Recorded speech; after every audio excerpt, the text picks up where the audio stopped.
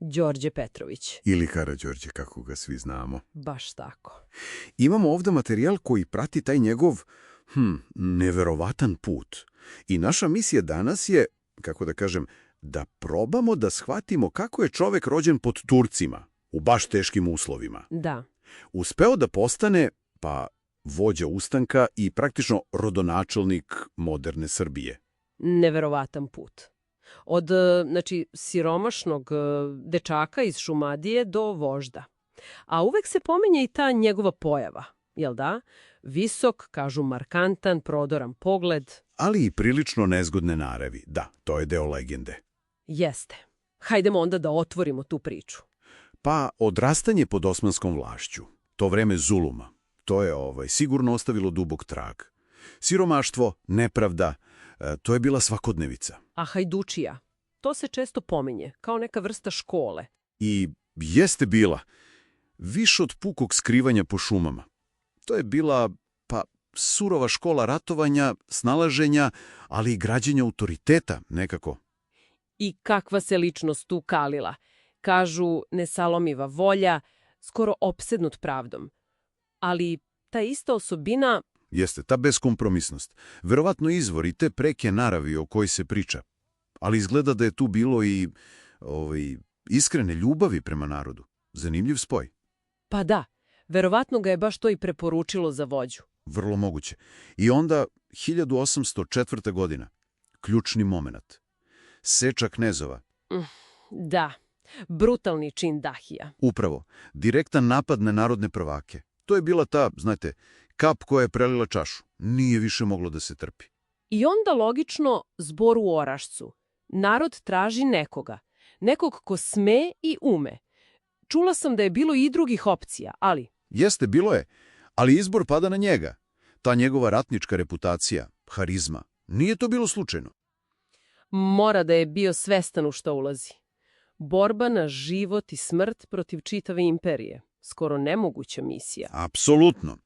I ono što je, fascinantno je kako je on od seljaka, koji su često imali više alatki nego oružja. Da. Uspeo da stvori vojsku. To nije bilo samo naoružanje. To je bila disciplina, čelična volja, motivacija, lični primer pre svega. A kažu da je bio i nemilosrdan prema neposlušnosti. Itekako. Nije prezao od najstrožih kazni, ali to je verovatno bio jedini način da se održi red u tim uslovima. A taktika, borbe, priča se da je, uprkos improvizaciji, pokazivao neverovatan vojni talenat. Jeste. Majstorski je koristio teren Šumadije, to je poznato, faktor iznenađenja. I ono ključno, umeo da podigne moral kad je najteže. Ivankovac, Mišar, Deligrad, to su bile ogromne pobede. Ogromne. Nije džabe nastala ona izreka. Da, i đavo beži pred njegovom sabljom. Eto, to slika i strahopoštovanja, ali i nadu koju je budio. Ta strogoća jeste bila legendarna, ali ima zapisa i o brizi za ranjenike, za porodice palih. Znači kompleksna ličnost, surova, ali ne i bezosećajna. Upravo tako, kompleksna, bez sumnje.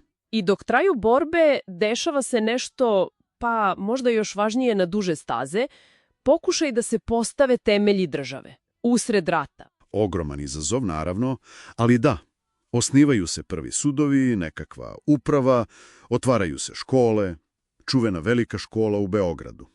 Pa to je neverovatno, svi resursi su verovatno išli na rat. Naravno. Sve je bilo rudimentarno. Nedostatak pismenih ljudi, novca, stalna opasnost, ali to pokazuje tu viziju, volju da se stvori nešto trajno, ne samo da se ratuje, iz haosa stvoriti red. To mu daje skroz drugu dimenziju. Nije bio samo vojskovođa. Nikako. Bio je i državotvorni vizionar, koliko su uslovi dozvoljavali. Taj napor je možda i najvažniji deo nasleđa, pored vojnog. Nažalost, znamo kako se završilo taj prvi veliki pokušaj. Jeste, 1813. Ustanak je slomljen, osmanska sila je bila premoćna u tom trenutku, Karađorđe napušta Srbiju. Vojni poraz. Vojnički gledano da, ali istorijski, taj plamen koji je on upalio, nije se više mogao ugasiti.